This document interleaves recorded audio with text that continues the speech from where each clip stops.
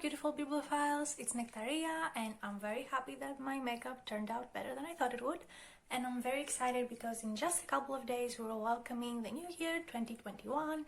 In that year I'm planning to read many books, and among those books, the 21 books I'm going to talk about today in this 21 books to read in 2021 video. Before we begin, I'd love to know some books that you want to get to in 2021, either some that have been on your TBR for a long time, or books you want to buy, or new releases that you are on the lookout for. Anything you want to read in 2021, I want to hear it as well. So the first 16 books I'm going to talk about are books on my physical TBR, either like I'm holding them right here, or most of them are down in the basement and I'm honestly just bored to go get them, but they are on my physical TBR. I'm just a very lazy person, and two of them are in my other house, which is the house I'm going to be living in after this whole quarantine COVID thing is over. Anyways, all 16 are on my physical TBR, and then I have 5 books that I want to buy. Like, I've been wanting these books for a very long time, and I think 2021 is the year when I get to buy them and read them because my heart wants them so much. First, let me get started with some books that I borrow that I should return, but like I can't because we're in lockdown. But anyways, first one is Fictions by Jorge Luis Borges. This is a collection of fictional short stories, like as the title implies. Then I have 2 poetry collections. One is poetry by the Portuguese poet and author Fernando Pessoa, and then we have A Season in Hell by Arthur Rimbaud. I read some of his poetry, like I read Illuminations and I didn't enjoy that much, but I hope I'll enjoy his poetry in this one more, hopefully. And lastly, we have a collection of short stories by Nathaniel Hawthorne, and when I bought this I did not know that this is the author of The Scarlet Letter. Like, I had not made that connection in my mind, but now I know, and now I'm a bit reluctant to read it because I've heard a lot of people like saying that The Scarlet Letter is quite boring and not interesting, but I'm still quite excited to read them exactly so I can see what I'll think about them.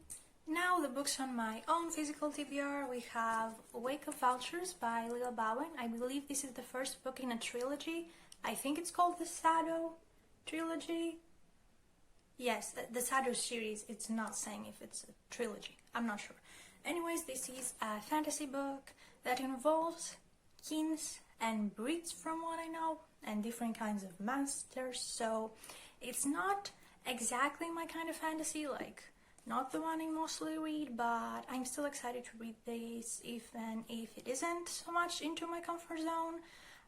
This was a gift for my birthday back in 2018, so it is about time I get to it. Then another birthday gift, but this one I received this year, 2020, is The Remains of a Day by Kazuo Ishiguro, and I read another book of his a couple of years ago. I read Never Let Me Go, and I was a bit disappointed by the writing, like considering Kazuo Ishiguro has won a Nobel Prize in literature. I was expecting like a writing that was, I don't know, more impressive, like better metaphors, like more, I don't know, just impressive descriptions and dialogues and quotes. I don't know, I was just expecting more from the writing of that book, and I had noticed a few plot holes like in the plot, but I really enjoyed the characters, so I'm really excited to see what I'll think of this one because a lot of people say that it is a better book than Never Let Me Go.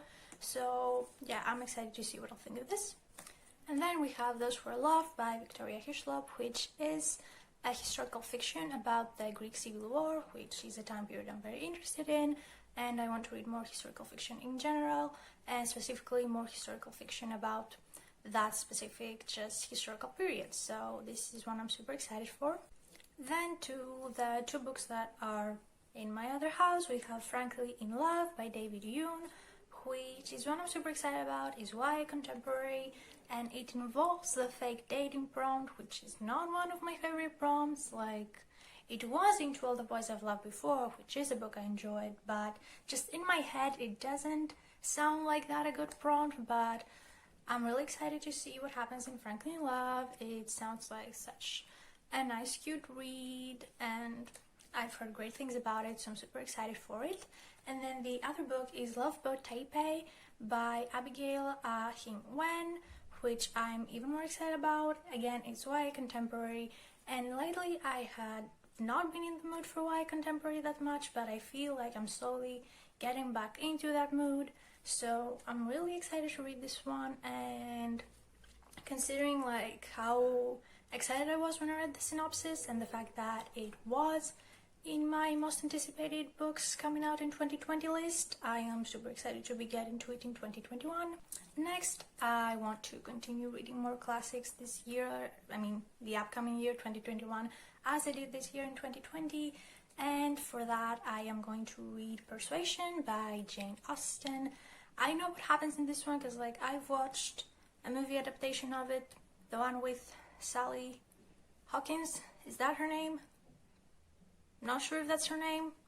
Anyways, this adaptation, and I really enjoyed it. Like, the plot seems more interesting to me than other Jane Austen novels, so I am really excited to read it. And then I also have by Charlotte Bronte The Professor, which is not that known. Like, I feel like for the Bronte sisters it's not like the most known novel, but the synopsis seemed interesting. It is down in the basement. I want to read more classics, so we'll be getting to it.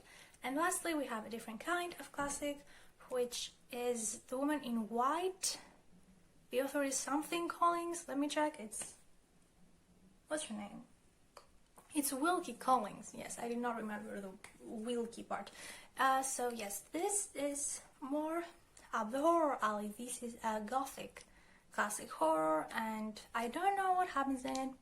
I know it's a quite big book, but I also know I'm very excited to get to it, so this will also be happening in 2021. Next up, I have a trilogy. I believe it's a trilogy. If there are more books coming out, I don't know, but I don't think that's the case. And that is The Passage by Justin Cronin, which I'm super excited about. It was a TV show that I was not watching, but a lot of people were watching it, and they told me that they liked it. And my mom has read all 3 books and said they were very enjoyable, like creepy but enjoyable, so I am super excited. This is a sci-fi slash horror slash post-apocalyptic story that also includes vampires. Yeah, not sure exactly what's going on in that book, but it sounds very interesting. It sounds quite just terrifying. Maybe not something to read while there are so many weird things going on with life and the world right now, but I'll be getting to it because I miss reading sci-fi and post-apocalyptic tales, and I want to get back into those genres, so Passage feels like a good way to start. Next, I have 2 years, 8 months and 28 days by Salman Rushdie. He's an author I have not read anything from, but I'm super excited to. I've heard he's one of the most banned authors of all time, so that makes me even more intrigued. I feel like his stories, I've heard, have great writing and just very interesting concepts that he develops in a beautiful way, so I'm excited to get to anything by him. But since I already own this book, which again was a gift, I'm not bad at getting to books that are gifted to me. I just have quite the TBR, so I prioritize things, and I was not prioritizing this a few years back, but I prioritize it now. So yeah, I believe this was given to me in 2017, that's a long time. So I am getting to this in 2021. And lastly, wrapping it up with the 5 books I want to buy whenever I get the chance to buy books again. First is My Dark Vanessa by Kate Elizabeth Russell. I'm super excited for this one. The plot seems very intriguing to me. It tackles a very hard and sensitive topic, but I'm really glad someone finally tackled that, and I'm very excited to read about it. It is one of the most just popular books of 2020, so I'm really excited to read it at some point. Next, 2 books by the same author, Madeline Miller. I want to read Saoirse? No, that's Saoirse Ronan, the actress. I don't know. Anyways, I cannot explain why, as a Greek individual whose first language is Greek, I try to pronounce a Greek word / Greek name in the way that people whose first language isn't Greek try to pronounce it. So like, why am I trying to imitate the pronunciation that people do while attempting to pronounce it the Greek way? Like, why am I using that pronunciation while I can use the actual pronunciation, which is Kirki? Anyways, her name is Kirki, and I want to read this book, Kirki, by Madeline Miller. In 2021, it sounds super exciting. I am getting just very much into books that are like historical fiction with elements from Greek mythology. Like, it sounds like something that will interest me very much. So, Kirki by Madeline Miller is the book I want to get to in 2021. And the other one is obviously The Song of Achilles, which I'm just so excited to read. I know I'm going to absolutely fall in love with it. I know it's going to make me cry. I know it's going to own my heart. I just have to get to it. Then The Starless Sea by Erin Morgenstern. I'm super intrigued to read because I love The Night Circus, which I read this year in 2020, and a friend of mine, Mary, has read The Starless Sea and she loved it, and she's told me so many great things about it and about the characters and about the plot, and it just sounds so beautiful and consuming and intriguing, and I want to read that. And last book I want to get to in 2021 is no other than Call Down the Hawk by Maggie Stiefvater. This is the first book in the Dreamers trilogy, and I cannot believe I still haven't gotten my hands on it, because like, The Raven Cycle is my favorite series of all time. Like, I love it. I absolutely adore it. It owns my heart. But for some reason, I have not yet picked up Call Down the Hawk. Maybe because I haven't found it. I'm not sure. Anyways, I really want to read it. This one follows Ronan, and that sounds so exciting. And I think it's gonna be beautiful, and I think it's gonna be lovely.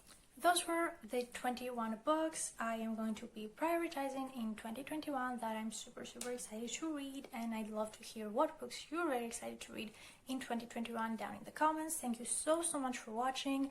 Have a great day. Happy New Year if I don't see you till then. And just that, have a great day. See you soon with another video. Bye.